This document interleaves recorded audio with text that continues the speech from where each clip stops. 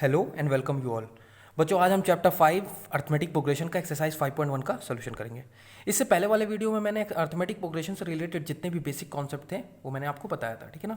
उसी basic concept के basis पे हम लोग क्या करेंगे बच्चों, इस एक्सरसाइज को सॉल्व करेंगे। बहुत ईजी, अगर आपने देखा था वीडियो इससे पहले वाला तो आपको बेसिक कॉन्सेप्ट पूरा याद होगा। बहुत ईजी वे में कर लेंगे, ठीक है ना। ये शुरू करते हैं, ठीक है बच्चों। क्या कह रहा है आपसे, पहला क्वेश्चन जो आपसे कह रहा है, in which of the following situation does the list of the number involve make an arithmetic progression. जो ये लिस्ट यानी एक सिचुएशन आपको क्रिएट करके दी गई है, एक स्टेटमेंट लिखा गया, आप इसको सीक्वेंस में चेंज कीजिए। मैंने आपको बेसिक कॉन्सेप्ट में बताया था कि सीक्वेंस में पहले हम कन्वर्ट करेंगे और फिर हमको चेक करना है क्या वो सीक्वेंस जो हम बना रहे हैं वो अर्थमेटिक प्रोग्रेशन है कि नहीं है, और अगर है तो क्यों है। आपको रीजन भी देना है कि नहीं है, और अगर है या नहीं है तो क्यों है, ठीक है। क्यों है या क्यों नहीं है, ठीक है, आपको ये बताना है, ठीक है। तो आइए शुरू करते हैं। पहला क्वेश्चन जो आपसे कर रहा है, the taxi fare for each kilometre. एक टैक्सी का जो चार्ज है हर किलोमीटर के लिए, when the fair is 15 rupees for the first kilometre. अगर वो टैक्सी फेयर जो चार्ज ले रहा है वो पहले किलोमीटर के लिए, फर्स्ट किलोमीटर के लिए जो चार्ज ले रहा है वो 15 रुपीज ले रहा है, and ₹8 for each additional kilometre. और हर एक एडिशनल किलोमीटर के लिए जो वो चार्ज ले रहा है, यानी अगर आप पहला 1 किलोमीटर चलते हो तो 15 रुपये देना पड़ेगा आपको, लेकिन उसके बाद आप जितना भी किलोमीटर चलोगे आप उसमें 8 ऐड कर लोगे, ठीक है। ये वो आपको सिचुएशन क्रिएट करके दे रहा है, ठीक है। अब इसी सिचुएशन को हम लोग सीक्वेंस में देखिए कैसे चेंज करेंगे। पहले तो मैंने एक स्टेटमेंट लिख दिया यहाँ पे कि मान लीजिए पहले किलोमीटर के लिए जो चार्ज लग रहा है वो कितना लग रहा है, 15 kilometre, and each additional kilometre के लिए जो फेयर लग रहा है, चार्ज लग रहा है, वो कितना लग रहा है, 8। अब देखिए अकॉर्डिंग टू प्रॉब्लम में एक्चुअली आपको कह क्या रहा है ये पूरा क्वेश्चन ये कह रहा है कि आप 1 किलोमीटर चले, फिर सपोज कीजिए आपने 2 किलोमीटर चला, इसी तरह अगर आप 3 किलोमीटर चले एंड सो ऑन, ठीक है। आप याद रखिए जब भी आप सीक्वेंस बनाओगे आप सिर्फ 3 टर्म निकालोगे, पहला टर्म, दूसरा टर्म, तीसरा टर्म। 3 टर्म निकालने पे आप उस सीक्वेंस को एपी है कि नहीं है वो पता कर सकते हो, ठीक है ना। तो पहले अब वो पहला किलोमीटर के लिए तो चार्ज हमें इजीली दिया हुआ कि वो कह रहा है हम 15 रुपीज़ लेंगे, ठीक है। अब दूसरे के लिए क्या कह रहा है, दूसरे के लिए वो कह रहा है कि अगर आप 2 किलोमीटर चलोगे तो आप पहले किलोमीटर के लिए 15 दोगे ही दोगे, उसमें 8 और ऐड कर लो, सिंपल, ठीक है। उसके बाद वो कह रहा है अगर आप 3 किलोमीटर चलते हो तो पहले 2 किलोमीटर के लिए तो आपने 15 + 8 दिया ही है। आप उसमें क्या करो बच्चों, ये 15 + 8 ये आपने पहले किलोमीटर के लिए दिया ही है। अब आप क्या करो, उसमें 8 रुपीज़ और ऐड कर लो, हो गया। इसी तरह अगर आपको 4 किलोमीटर चलना है तो 15 + 8 एक और 8 और ऐड कर लीजिएगा, ठीक है। लेकिन हम 3 टर्म निकालेंगे, इतनी बेसिस पे हम बता सकते हैं कि एपी है कि नहीं है। तो ये आप इसको सॉल्व करो, क्या हो जाएगा, 15 + 8 23 एंड 23 + 8 विच इज 31, ठीक है, एंड सो ऑन। अब बच्चों ये आपको क्या मिल गया, ये आपको मिल गया सीक्वेंस। मैंने बताया था सीक्वेंस का मतलब अरेंजमेंट ऑफ नंबर्स इन अ रो, किसी नंबर्स को रो में अरेंज करना है, क्या कहलाता है, सीक्वेंस कहलाता है। ये मैंने सीक्वेंस क्रिएट कर दिया। अब हमें एपी चेक करना है। देखिए एपी भी कैसे चेक कर सकते हो, बहुत ईजी है। जब भी आपको किसी सीक्वेंस को एपी में चेंज करना होगा बच्चों, तो पहला स्टेप आप ये करोगे, आप उसका टर्म मान लो। मैंने बताया था वहाँ पे हम किसी भी सीक्वेंस को उसके टर्म को मान सकते हैं, A1 A2 A3 A4 A5, इस तरह जितना भी आप मानना चाहो, ठीक है। ले लिया मैंने। अब आप क्या करो, अब आपको यहाँ पे निकालना है डी, ठीक है। आपको क्या निकालना है, डी। क्या आया था हमारा सीक्वेंस, क्या आया था, मेरा सीक्वेंस आया था 15 + 23 31 एंड सो ऑन। मैंने आपसे कहा आप इसको A1 मान लो, इसको A2 मान लो, इसको A3 मान लो। किसी भी एपी में उनके टर्म को रिप्रेजेंट करा जाता है इस तरह, ठीक है। अब आप यहाँ पे डी निकालोगे। What is D, D is the common difference में, ठीक है। डी, लेकिन जब भी आप डी निकालोगे तो आप 2 बार निकालोगे। कितनी बार निकालोगे बच्चों, आप डी जब भी निकालोगे आप 2 बार निकालोगे, ठीक है। पहली बार देखिए आपको डी निकालना कैसे, डी निकालने का एक सिंपल सा तरीका ये होता है कि सक्सीजर में से प्रीडिसीजर क्या करते हैं, माइनस कर देते हैं। यानी आगे वाले टर्म में से पीछे वाला टर्म क्या कर दीजिए, माइनस कर दीजिए, ठीक है। आगे वाले टर्म में से पीछे वाला टर्म माइनस कर, एक जोड़ा उठाइए, एक पेयर उठाइए और आगे वाले में से पीछे वाले को माइनस कर दीजिए। क्या मैं कह रहा हूं, ये देखिए मैं ये कह रहा हूं कि A2 - A1, ये तो एक डी निकालने का तरीका हो। इस तरह आप एक बार और निकाल सकते हो, क्योंकि 2 पेयर बन सकते हैं एक बार में मेरे पास 3 टर्म से। एक पेयर ये बना, एक पेयर ये बना और दूसरा पेयर ये, दोनों बन जाएगा, ठीक है। अब क्या करेंगे, A3 - A2। इसी तरह बच्चों आप हर सीक्वेंस को एपी में चेंज कर सकते हो, बस आप उसको A1 A2 A3 मान लो और ये फॉर्मूले तुरंत कर लो, ठीक है। अब यहाँ पे करना क्या है, जैसे ही हम सॉल्व करेंगे, पहले तो मैं सॉल्व कर दे रहा हूँ। A2 पे मेरे कौन बैठा था, 23, और A1 पे कौन बैठा है, 15। इसी तरह यहाँ पे डी बच्चों में, यहाँ पे डी निकालेंगे तो A3 पे कौन बैठा हुआ है, 31, और A2 पे कौन बैठा हुआ है, 23। जैसे ही आप माइनस करोगे आपको डी यहाँ पे मिल जाएगा 8, और जैसे यहाँ पे आप सॉल्व करोगे डी कितना मिल गया, 8। अब आप देखिए आपको करना क्या है, अगर आप डी निकालें, जब भी आपको किसी सीक्वेंस को एपी में चेंज करना हो आप डी 2 बार निकालिए, ठीक है। A2 - A1 A3 - A2। अगर डी 2 बार निकालने पे जो 2 बार आप डी निकालोगे, अगर वो सेम आता है तो गिवन सीक्वेंस एपी में है, और अगर सेम नहीं आता है तो गिवन सीक्वेंस एपी में नहीं है। यही हमारा रीजन था जो हमसे वाई क्वेश्चन पूछ रहा था, ठीक है ना। तो हमारा डी यहाँ पे सेम आया है, तो आप यहाँ लिख सकते हो सिंस डी इज सेम, क्योंकि डी क्या है बच्चों, सेम है। क्योंकि डी सेम है तो yes, therefore yes it is in AP, it is in AP. Easy है, ठीक है। यही कॉन्सेप्ट हम क्या करेंगे, हर क्वेश्चन में लगाएंगे, ठीक है। चलिए सेकंड पार्ट देखते हैं इसी का। क्वेश्चन नंबर फर्स्ट का हमारा सेकंड पार्ट क्या है, ये थोड़ा सा आपको ध्यान देना है इस क्वेश्चन में, ठीक है ना। क्या कह रहा है, the amount of air present in a cylinder, किसी सिलेंडर में जितना भी अमाउंट एयर प्रेजेंट है, यानी अमाउंट ऑफ एयर जितना भी किसी सिलेंडर में प्रेजेंट है, वैक्यूम पंप क्या कर रहा है, उसका 1/4 निकाल दे रहा है, जितना एयर प्रेजेंट है सिलेंडर में। अभी हमें यहां पता नहीं है कि एयर में हमारे सिलेंडर में कितना एयर प्रेजेंट है, तो हम मान लेंगे let the amount of air present, let the amount of air present in a cylinder. Suppose कीजिए हम मान लेते हैं कि amount of air present in a cylinder, किसी सिलेंडर में जो अमाउंट ऑफ एयर प्रेजेंट है वो कितना है बच्चों, वो x यूनिट है, ठीक है, x यूनिट प्रेजेंट है, ठीक है। अब आपको करना क्या, अकॉर्डिंग टू प्रॉब्लम, बहुत इजी है, ठीक है, बस थोड़ा सा ध्यान देना है। क्या, फिर वही कह रहा है, पहले कह रहा है पहले अमाउंट कितना था हमारे पास, पहले हमारे सिलेंडर में x था, ठीक है, x यूनिट था। उसके बाद वो कह रहा है कि जितना भी यूनिट था उसमें से हम रिमूव कर दे रहे हैं, वैक्यूम पंप क्या कर रहा है, रिमूव कर दे रहा है। कितना रिमूव कर दे रहा है, 1/4, 1/4 किसका रिमूव कर दे रहा है, 1/4 of the air remaining in the cylinder.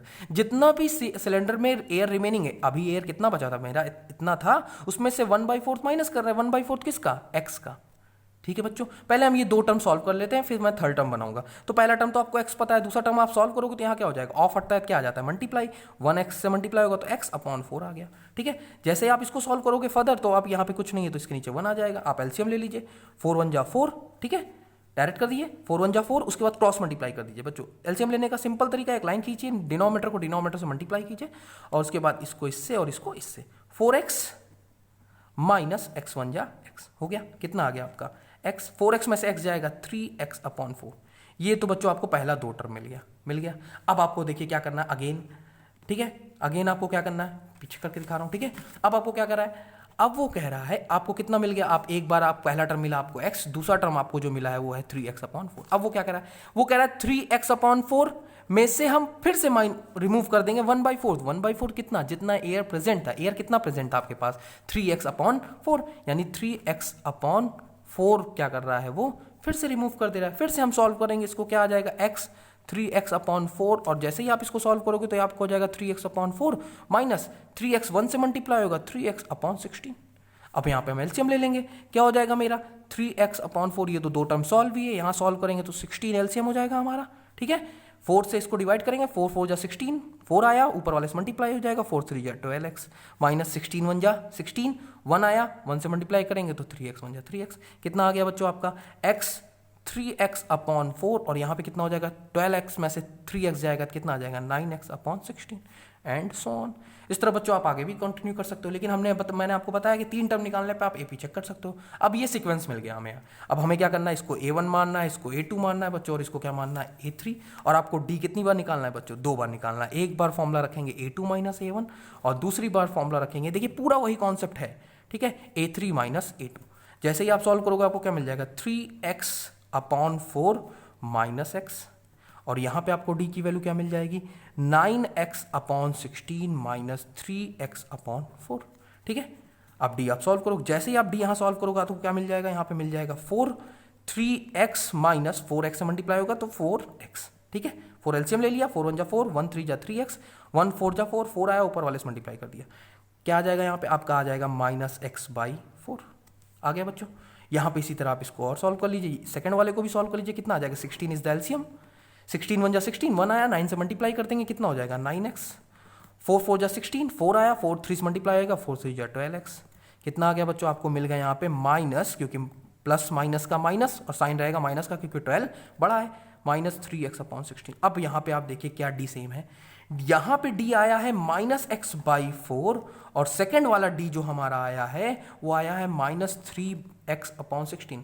क्या d सेम आया है, d सेम नहीं आया, इसका मतलब क्या है कि हमारा जो ये नंबर सीक्वेंस है ये कॉन्टिन्यूसली नहीं बढ़ रहा है, यानी कोई कांस्टेंट टर्म नहीं ऐड हो रहा है, अलग अलग टर्म ऐड करने पे हमें नेक्स्ट टर्म मिल रहा है, इसलिए d सेम नहीं है बच्चों। d सेम नहीं होता है तो कभी भी AP में वो सीक्वेंस नहीं होता। तो आप सिंपली यहाँ पे एक स्टेटमेंट लिख दोगे, since d is not same, क्योंकि यहाँ पे d हमारा सेम नहीं है, d is not same, so it is not in AP, so it is not in AP, simple, easy है, ठीक है ना, ये सबसे ईजी कॉन्सेप्ट है बच्चों, ठीक है। आइए इसी तरह हम लोग नेक्स्ट करते हैं, बहुत ईजी वे में आप कर लोगे। क्या कर रहा है, फिर से वही क्वेश्चन है जो हमारा पहला पार्ट था, क्वेश्चन फर्स्ट का पहले पार्ट की तरह ही सेम है ये। अगर आप किसी कोई गड्ढा खोदते हो कि ठीक है किसी वेल में, तो आप cost of digging a well after every metre, हर एक मीटर के लिए, when it cost 150 for the first metre, यानी फिर से वो ये कह रहा है question according to question problem क्या कह रहा है आपसे, कह रहा है पहले आप जब वेल डिगिंग कर रहे हैं तो हमारा क्या हो रहा है, पहले मीटर का है, दूसरे मीटर का है, तीसरे मीटर का है, एंड सो ऑन, 3 टर्म निकालेंगे हम लोग। पहले मीटर के लिए जो कॉस्ट लग रहा है वो लग रहा है 150, ठीक है, ये कॉस्ट है। अब वो कह रहा है जब आप सेकंड मीटर पे जाओगे, सेकंड मीटर के लिए जब करोगे तो 50 rupees for each subsequent metre, और अगर 1 मीटर करते हो तो 150, उसके बाद जितना भी मीटर आप गड्ढा खोदोगे उसमें क्या करोगे, 50 ऐड कर दोगे, यानी ये 150 प्लस 50।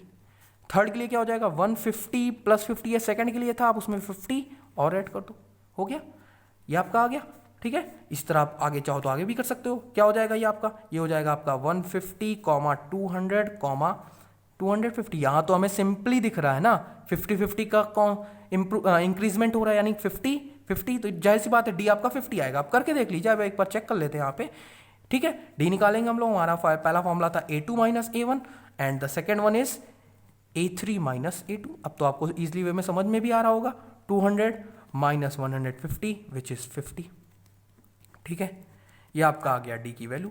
इसी तरह सिमिलरली हम लोग इसको भी सॉल्व कर लेंगे। क्या हो जाएगा हमारा यहाँ पे डी, हमारा हो जाएगा 250 माइनस 200, A2 हमारा कौन है, A2 हमारा 200 है, A3 हमारा 250 है, कितना आ जाएगा बच्चों 50। देखिए डी सेम आया ना आपका, डी सेम आ गया, क्योंकि डी सेम है फिर से वही लिख देंगे, since D is same, D is same, so it is in AP, so it is in AP, तो ये एपी में है बच्चों, ठीक है, इजी है, कोई दिक्कत नहीं है, ठीक है। आइए नेक्स्ट पे आते हैं, क्या कह रहा है आपका अब ये थोड़ा सा आपको ध्यान देना है, यहाँ पे बात जो कर रहा है वो कर रहा है कंपाउंड इंटरेस्ट का। तो सबसे पहली बात तो आपको कंपाउंड इंटरेस्ट पता होना चाहिए। जब आप कंपाउंड इंटरेस्ट करते तो आप उसमें अमाउंट निकालते थे, यहाँ पे उसी अमाउंट के बारे में बात कर रहा है, कह रहा है the amount of money in the account, किसी अकाउंट में जो अमाउंट मनी प्रेजेंट है every year when rupees 10,000 is deposited, जब आप उस अकाउंट में मनी जो डिपॉजिट हो रहा है 10,000, वो कंपाउंड इंटरेस्ट के बेसिस पे डिपॉजिट हो रहा है, वो भी 8% कंपाउंड इंटरेस्ट जो लग रहा है, यानी रेट आपका दिया गया 8% सॉरी 8% आपका रेट दिया गया है, प्रिंसिपल आपका 10,000 है, ठीक है ना। और हर साल आपको क्या करना है, उसमें इंक्रीजमेंट होगा, उसी इंक्रीजमेंट के बेसिस पे आपको अमाउंट बनाना है, ठीक है। तो कंपाउंड इंटरेस्ट में जो सबसे पहला फॉर्मूला होता है, तो पहले हमें वही पता होना चाहिए। फॉर्मूला क्या होता था, अमाउंट निकालने का जो फॉर्मूला होता है वो होता है P ब्रैकेट में 1 प्लस R अपॉन 100 का होल पावर n, ठीक है। अब बात है क्या, P यहाँ पे क्या होता है, P आपका यहाँ पे होता है बच्चों प्रिंसिपल, यानी कितना पैसा आप जमा कर रहे हो यार, कंपाउंड एनुअली कितना लग रहा है, ठीक है, ये आपका हो गया क्या प्रिंसिपल। R आपका यहाँ पे होता है रेट, ठीक है, सॉरी PLE, ठीक है, ये आपका प्रिंसिपल हो गया, R आपका रेट हो गया, और N आपका क्या होता है, टाइम होता है, ठीक है, N क्या होता है आपका टाइम होता है। ये आपका दिया गया, ये प्रिंसिपल हो गया, रेट हो गया, टाइम हो गया, एंड यहाँ पे टाइम डिपेंड, यानी कितने साल के लिए ले रहे हो या पर ईयर हम टाइम इंक्रीज करते जाएंगे, यही फॉर्मूला हम यूज करेंगे। पहले अब यहाँ पे देखिए, पहले ईयर के लिए तो आपको दिया गया, यहाँ पे सोचिए ना, पहले ईयर जब आप पहले दोगे आप कितना दे रहे हो 10,000, ठीक है, अपने बैंक में जमा की। अब वो कह रहा है कि हर साल इंक्रीज कर रहा है, कितना 8%, अब हर साल इंक्रीज कर रहा है, अमाउंट पहले के लिए इतना था, जब आप पहले ईयर ये तो आपने जमा किया, अब आपका जब 1 साल बाद आपका अमाउंट कितना हो जाएगा, 1 साल बाद आपका अमाउंट कितना हो जाएगा, हम यहाँ पर रखेंगे P ब्रैकेट में 1 प्लस R कितना है, R आपका 8% है अपॉन 100, और ये फर्स्ट ईयर के लिए, यानी एक पहला साल में आपने जमा किया, जैसे 2020 में किया, 2021 में आपका अमाउंट कितना हो जाएगा, तो पहला ईयर है ना, इसलिए n की वैल्यू क्या रखेंगे 1। इस तरह आप क्या करोगे, सेकंड ईयर के लिए जाओगे, यानी 2022 के लिए 2000, अगर ये 2000 का है, 2020 का है, 2021, 2022, यानी ये थर्ड ईयर है, सेकंड ईयर है। फर्स्ट ये आपका जब आप जमा किए थे, ये आपका 1 साल बाद, उसके बाद 2 साल बाद, तो ये क्या हो जाएगा, फिर से हम वही 10,000 मेरा प्रिंसिपल था, 1 R 8 है 100, और आपकी ईयर कितना कौन सा है, दूसरा ईयर है, इस तरह सो, क्योंकि 3 टर्म बनाने, हमने 3 टर्म बना दिए, ठीक है बच्चों, ठीक। ये कंपाउंड इंटरेस्ट का ही फॉर्मूला लगाया है, अमाउंट का फॉर्मूला लगाया है सिर्फ, ठीक है ना। यहाँ पे ये पहले आपने जमा किया, 1 साल बाद आपका अमाउंट ये हो गया, फिर दूसरे साल आपका अमाउंट ये हो गया, ठीक है, सिंपली है, ठीक है। अब हम इसको फिर से सॉल्व करेंगे, जैसे ही आप सॉल्व करोगे आपको क्या मिल जाएगा, आपको यहाँ पे मिल जाएगा 10,000 इंटू, यहाँ पे आप सॉल्व करो कितना हो जाएगा, 108 अपॉन 100, 100 1 100 प्लस 8 108, ठीक है, कॉमा यहाँ 10,000 और यहाँ पे बच्चों आप देखिए आप करोगे तो 100 1 100 प्लस 8 108, लेकिन कितनी बार आ रहा है, स्क्वायर लगा यानी कि 2 बार आएगा। 108 इंटू 108 अपॉन 100 सॉल्व करोगे तो 1010 कट गया। कितना बचा आपके पास, 10,000 तो आपको जमा ही किया था, ठीक है। फिर आपका क्या बचा, आप इसको मल्टीप्लाई करोगे तो कितना हो जाएगा, 108 20 है 20 आगे हो जाएगा, ठीक है। फिर आप इसको काटोगे तो 1212 कट गया।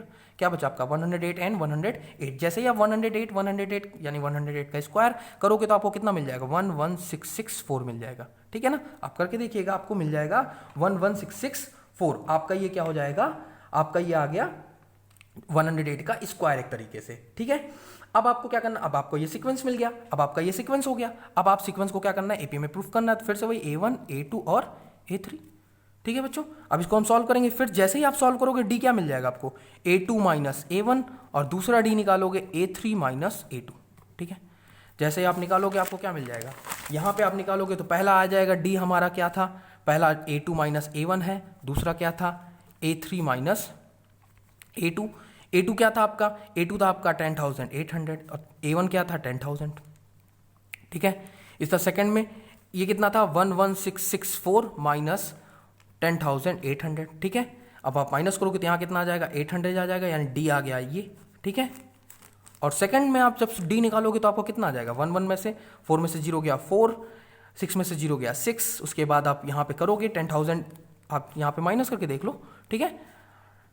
10,800 माइनस करेंगे 4 6 और 16 में से 8 ही आएगा तो 8, ठीक है। और 10 में से 10 गया, आपका कितना आ गया 864 आ गया।